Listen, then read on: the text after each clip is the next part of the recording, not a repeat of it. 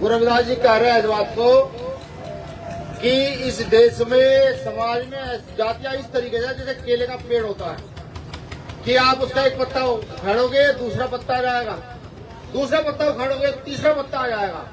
वो पेड़ तो खत्म होगा लेकिन उसके पत्ते खत्म नहीं होंगे। इसी प्रकार से जातियां भी हैं कि जातियों में जातियां हैं, जाति में जाति है, उपजाति है, गोत्र है, बहुत सारा सिस्टम है जातियों का। तो गुरुजी ये कह रहे हैं कि मुझसे तब तक कोई व्यक्ति नहीं जुड़ सकता जब तक आप अपनी जातियों को दूर ना करें, जब तक आप अपनी जातियों को एक साइड ना रखें, मानवता की बात ना करें। तो हम भीम आर्मी के लोग वही हैं, मानवता की बात करने वाले। मैं अपनी बात शुरू करूं, बात शुरू करने से पहले बहुजन समाज में जन्मे सभी संतों गुरुओं को नमन वंदन करता हूं। यहाँ बैठी माताओं बहनों को जय भीम करता हूं। यहाँ के बुजुर्गों से आशीर्वाद का विलासी हूं कि आप सब मिलकर के आशीर्वाद जरूर देंगे। भीम आर्मी का जन जागृति अभियान है, ये पिछले सन 2015 से लगातार चल रहा है और पूरे देश की कोई भी घटना ऐसी नहीं है ना भीम आर्मी के लोग ना जाते हो। लगातार आंदोलन करते हैं, लगातार हम पर हमले होते हैं। ना जाने हमारे कितने कार्यकर्ता जेल में है। कल चंद्रशेखर आजाद जी आप ही के क्षेत्र में थे, यहाँ पर उन पर मुकदमा है तो जज ने गैर जमानती वारंट जारी किए थे, जमानत के लिए आए। अब हमें ये समझना है कि आखिर जो हमारे साथ समस्या है इनका समाधान क्या है। देखिए, भारत के लोगों की बेसिक दो समस्या हैं, बेसिक दो समस्या। वो किसानों की भी है, मजदूरों की भी है, वो अमीर की भी है, गरीब की भी है, वो अधिकारी की भी है, कर्मचारी की भी है, वो सबकी समस्या है। उस समस्या में पहली समस्या है चिकित्सा की, इलाज की। सबसे पहली समस्या क्या कि अगर आपके घर में किसी को कैंसर हो जाए, अगर आपके घर में किसी को थायराइड हो जाए, शुगर हो जाए या XYZ आप बुखार चढ़ जाए तो आपको इलाज कराने के लिए डॉक्टर तक यहाँ से मुजफ्फरनगर के जिले में जाने के लिए तो टेस्ट के 5,000 रुपए देने पड़ते हैं। ये ब्लड टेस्ट है, फलाना टेस्ट है, ढिकड़ा टेस्ट है। और अगर आप चाहें, सरकार चाहे तो सबका एक जैसा इलाज इस पूरे देश में किया जा सकता है, एक जैसा इलाज किया जा सकता है। लेकिन अब तक ऐसे लोग खड़े नहीं हुए जो इसकी आवाज को बुलंद कर सके। कि एक तरफ अभी कोरोना काल आया, हमने देखा लाशें नदियों में तैर रही हैं। जो अमीर लोग हैं वो यहाँ के कलेक्टर को, SDM को फोन करके अपने बच्चों का, अपने साथियों का इलाज अच्छे हॉस्पिटल में करा पा रहे हैं और गरीब किसान का बच्चा वो तड़प तड़प कर मर जा रहा है। ऐसा कोरोना में हुआ नहीं हुआ, ऐसा ही हुआ। अगर एक जैसे हॉस्पिटल हो, एक जैसी व्यवस्था हो कि कोई कितना बड़ा नवाब है, एक जैसे हॉस्पिटल में इलाज हो रहा है। अगर किसी को डेंगू का बुखार हो गया तो एक बेड पर यहाँ का कलेक्टर पड़ा हुआ इलाज करा रहा है, दूसरे बेड पर यहाँ का मजदूर किसान का बच्चा पड़ा हुआ इलाज करा रहा है। तो आप बताओ व्यवस्था बदलेगी या नहीं बदलेगी? बिल्कुल बदलेगी। दूसरी हमारी सबसे बड़ी परेशानी है चिकित्सा। यहाँ की जो शिक्षा पद्धति है, भारत में जो शिक्षा प्रणाली है वो दूरी नहीं, तेरी किस्म की शिक्षा प्रणाली है। पहली शिक्षा प्रणाली यहाँ का वो वर्ग जो शोषित वंचित बड़ी संख्या में है, जिसे दलित, आदिवासी, पिछड़ा कहा जाता है, जिसे मुसलमान कहा जाता है, जिसके बच्चे आज भी प्राइमरी स्कूल में पढ़ने जा रहे हैं, वो वहां पढ़ के कुछ नहीं आ रहे, वो सुबह जा रहे हैं प्लेट लेकर और खिचड़ी खा के वापस आ रहे हैं। है या नहीं ऐसा? चलो उनको समझ लो। उसके बाद यहाँ के प्राइमरी स्कूल से ऊपर के स्कूल ले लो जिनमें फीस 500,000 रुपए है। क्या यहाँ मिला के मुझे, हम सबकी मिला के, एक सिपाही भी यहाँ खड़े हुए हैं, क्या हम में से किसी की इतनी हैसियत है कि 5,000 रुपए बच्चे महीने की फीस दे सके, 10,000 महीने की फीस दे सके? है किसी की हैसियत?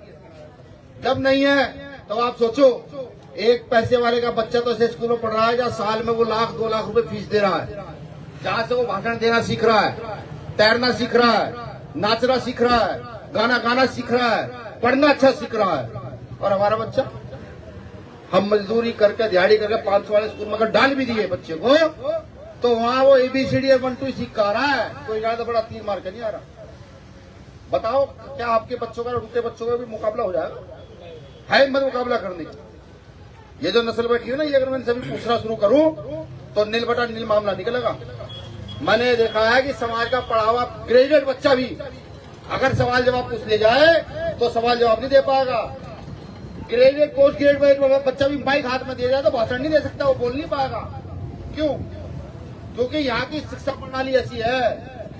अब दूसरे देशों को टोकते हैं, चाइना में 10 साल का बच्चा पैसे कमाता है, ये माइक वहां 10 साल का बच्चा बना देता है, ये फोन वहां 10 से 15 साल का बच्चा बना के कर देता है। आपके घर में प्रयोग होने वाली एलईडी बल्ब, प्रयोग होने वाला पेन पेंसिल चाइना के बच्चे बढ़ा देते 10-10 साल के, जो 5वीं क्लास में पढ़ता है। और हमारे यहाँ का बच्चा, उसे 12वीं तक एबीसीडी नहीं सही से आती है, वो इंग्लिश सही नहीं पढ़ पाता है। तो तेरी शिक्षा प्रणाली हुई नहीं हुई देश में। और अगर आप चाहो कि पूरे देश में एक जैसे स्कूल हो जाए कि किसान का बच्चा, मजदूर का बच्चा, अधिकारी का बच्चा, बड़े बड़े नेताओं का बच्चा एक ही स्कूल में पढ़े, जो पढ़ाई होगी सबकी एक जैसी होगी, तो क्या आपको लगता है सुधार होगा? नहीं होगा। लेकिन होगा कैसे? ये बड़ा सवाल है कि ये सुधार कैसे होगा, इस बात को कौन करेगा? डॉक्टर अंबेडकर 26 जनवरी सन 1950 को इस देश में संविधान देकर इसको संविधान लागू करा करते थे। मुझे वो कोट याद आता है जब मैं पढ़ता हूं उनको, कि बाबा साहब अंबेडकर 26 जनवरी 1950 को जब संविधान लागू करा के संसद से बाहर निकल रहे थे, तो बाबा साहब के साथ के नेता उन्हें कहते कि डॉक्टर अंबेडकर बहुत खुश लग रहे हो। बाबा साहब कहते हाँ, आज बहुत खुश हूं, रानी का पेट चीर दिया है, अब राजा रानी के पेट से जन्म नहीं लेगा, राजा यहाँ के गरीब मजदूर किसान शोषित वंचित वर्ग के वोटों से जन्म लेगा। तो उनके साथ के नेता उन्हें कहते हैं कि डॉक्टर अंबेडकर हम जानते हो अधिकार तो दे चले हो, लेकिन तुम हमें जानते नहीं, हम तुम्हारे लोगों को डराएंगे धमकाएंगे और जरूरत पड़ी तो खरीदेंगे, लेकिन राजा अपना बनाएंगे। बाबा साहब फिर रस्ते में कहते मैं जानता हूं मेरे लोग गरीब हैं, रोटी नहीं मिलेगी, बेटों की इज्जत के लिए, बच्चों की जिंदा रखने के लिए वो सब तुमसे डर जाए। मैं ये भी जानता हूं भाई भूख के कारण बिक भी जाए, लेकिन जिस दिन मेरे लोगों को समझ आ गया कि इस वोट की ताकत क्या है, तो वो 24 घंटे में आपकी सत्ता को नस्तेनाबूद कर अपना राजा खड़ा करेंगे। आपको नहीं लगता ऐसा कर सकते हैं इस देश के अंदर? इस देश का पिछड़ा, इस देश का दलित, इस देश का मुसलमान अगर एकजुट हो जाए, नहीं कर सकते। आपको समझना है कि ये वोट की ताकत क्या है।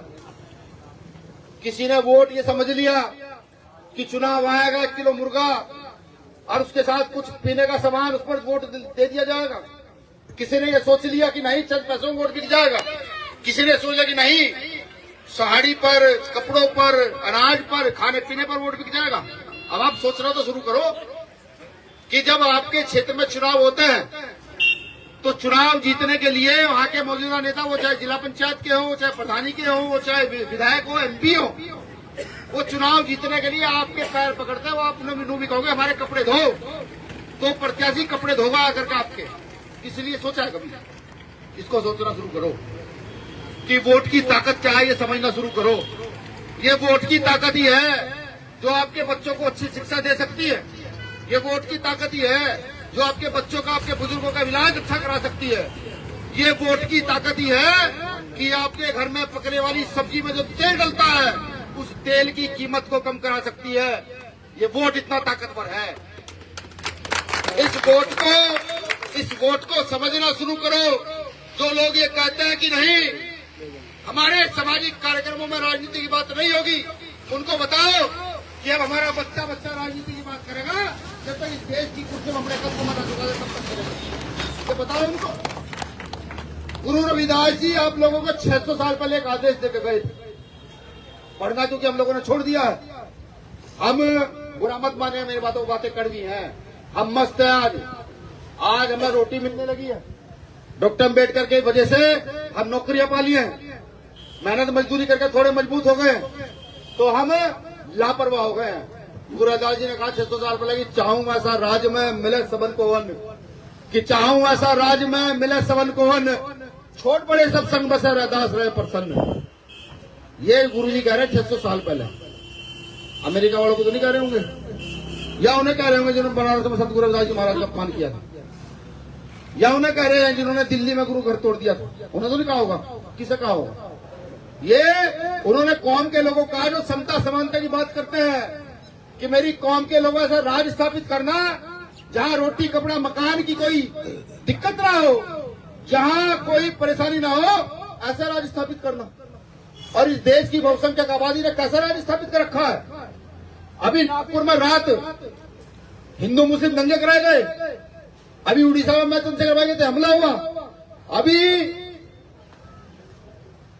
फिरोजाबाद में बाबा साहब अम्बेडकर का एक द्वार बना हुआ था, पूरा गेट, प्रशासन ने उस पर उताई कर दी।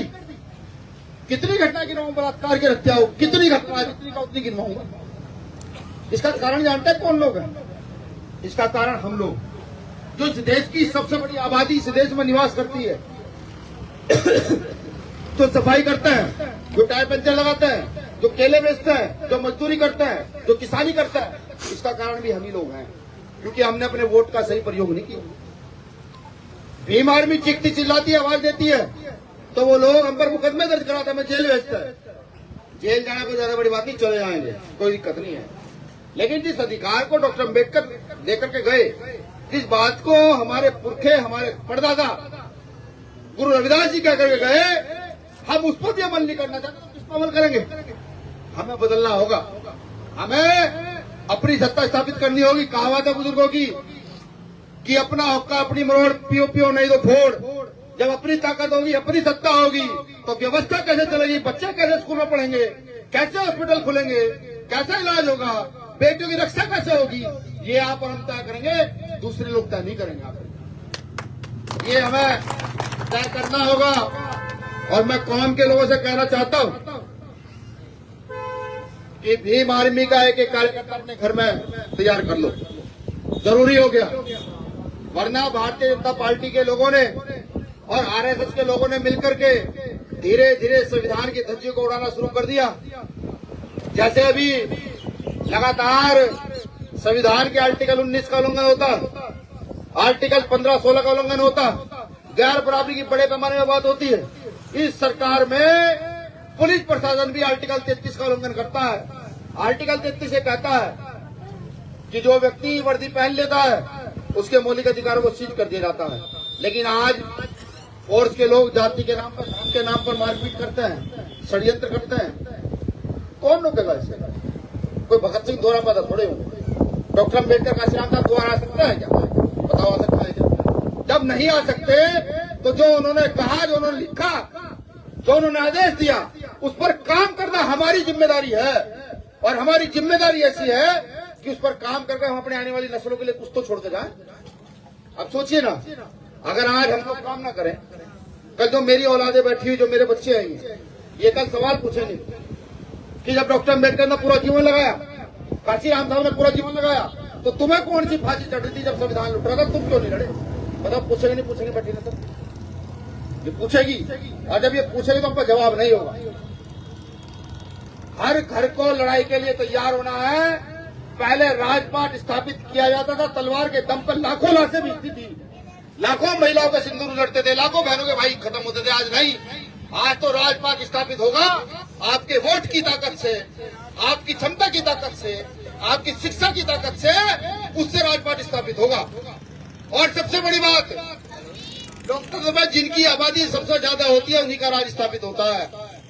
सबसे ज्यादा जिनकी आबादी देश में सबसे कम है उन्होंने राज स्थापित कर रखा है। और जिनकी आबादी दलित पिछड़े मुसलमानों की सबसे ज्यादा है, वे बावड़े के बावड़े हैं, हमें उनके पलट बज रहा है खूब कड़ा होकर।